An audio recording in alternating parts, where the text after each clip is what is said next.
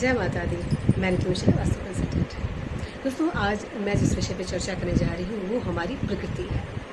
दोस्तों, हमारी जो प्रकृति होती है वो किस प्रकार हमारे जीवन को प्रभावित कर सकती है और किस प्रकार जो प्रकृति है वो हमारे वास्तु से संबंधित है, किस प्रकार हमारे विज्ञान से संबंधित है।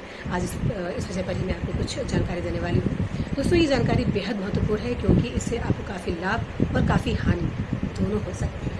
तो इसको ध्यान से सुनिए इस वीडियो को और कोशिश करें कि इसका अनुसरण करें और इसका लाभ उठाएं। दोस्तों, कोरोना काल की त्रासदी ने कहीं न कहीं हमको वापस फिर से नेचर की तरफ मोड़ दिया।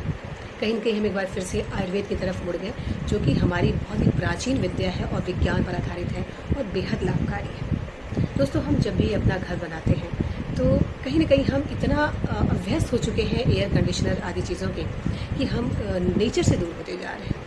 हम सूर्य की ऊष्मा से दूर होते जा रहे हैं, हम शुद्ध वायु से दूर होते जा रहे हैं, हम पृथ्वी से दूर होते जा रहे हैं, हम हरियाली से दूर होते जा रहे हैं, हम जल की जो शुद्धि होती है जिसका हमको लाभ मिलता है हम उससे भी दूर होते जा रहे हैं। दोस्तों, हम जब भी प्रकृति से दूर होंगे हमें उसका हमेशा नुकसान ही होगा, हम उससे कहीं के प्रभावित ही होंगे। दोस्तों, इसी से संबंधित आज मैं जिसके बारे में बात कर रही हूँ वो है सूर्य के बारे में।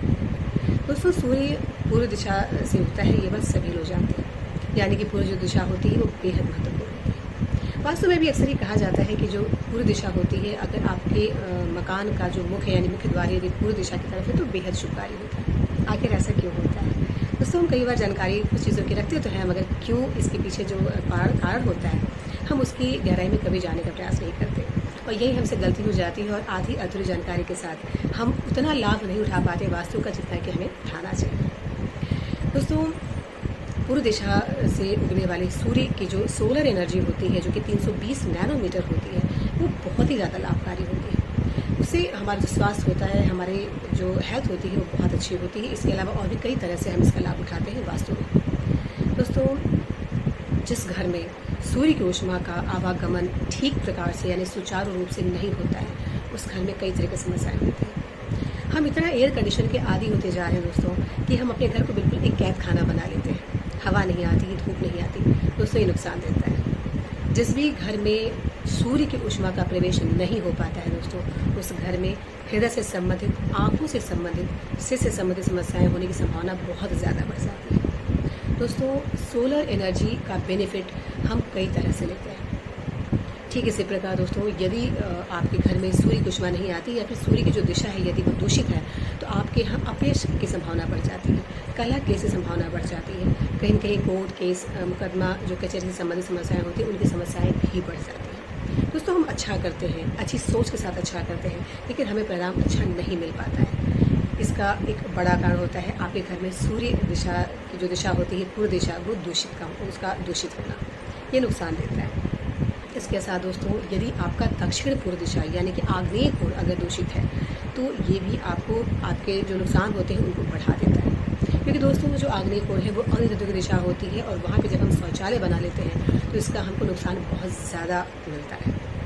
दोस्तों, अपने घर में सूर्य को स्थान दें और अपने जीवन से जो भी मैंने बीमारियाँ बताई हैं, हृदय संबंधित, आँखों से संबंधित, सिर से संबंधित या अपयश की जो संभावना होती है, जो लड़ाई कलह क्लेश होते हैं, इन चीज़ों से संबंधित जो भी समस्याएं होती हैं इनको अपने घर से दूर भगा सकते हैं। दोस्तों, मैं बहुत अंधविश्वास में बिलीव नहीं करती हूँ, बिल्कुल तर्क पे ही मैं बात करती हूँ और विज्ञान को ही मैं मानती हूँ। फिर जितने भी उपाय होते हैं वो वैज्ञानिक होते हैं और तर्क पर आधारित होते हैं और इसका लाभ डेफिनेटली मिलता है।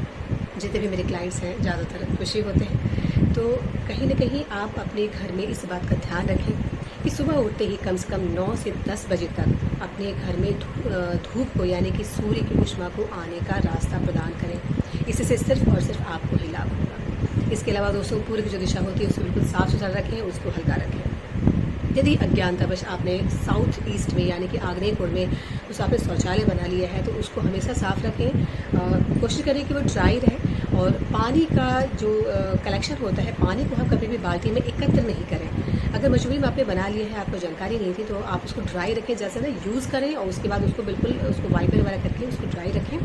पानी को वहाँ एकत्र नहीं करें और 0 वाट का लाल रंग का बल्ब यदि आप साउथ ईस्ट के शौचालय में लगाते हैं तो ये भी आपको थोड़ा लाभ देता है। इसके अलावा दोस्तों, समुद्र नमक भी आप साउथ ईस्ट के शौचालय में रख सकते हैं, इससे भी आपको लाभ मिलेगा। तो दोस्तों अपने घर की ईस्ट दिशा को यानी कि पूर्व की दिशा को यानी कि सूर्य की दिशा को आप पवित्र रखें, शुद्ध रखें, साफ रखें, हल्का रखें और इसका लाभ उठाएं। और कोशिश करें कि 10 बजे के पहले, कम से कम 10 बजे के पहले आप अपने घर की जितनी भी खिड़कियाँ सूर्य की दिशा में हैं यानी कि पूर्व दिशा की तरफ हैं उन्हें खोल दें, ताकि जो सूर्य कुसुमा है वो पूरी तरह से पूर्णतः रूप में आपके घर में प्रवेश कर सकें। तो उसका लाभ उठाएं। दोस्तों उम्मीद है आपको वीडियो पसंद आया होगा। यदि पसंद आया तो मेरे चैनल को सब्सक्राइब करें, वीडियो को लाइक और शेयर करें। यदि कोई टॉपिक है जिस पर आप चाहते हैं मैं बात करूं तो उसको आप कमेंट बॉक्स में डाल सकते हैं। दोस्तों आज के लिए बस इतना ही।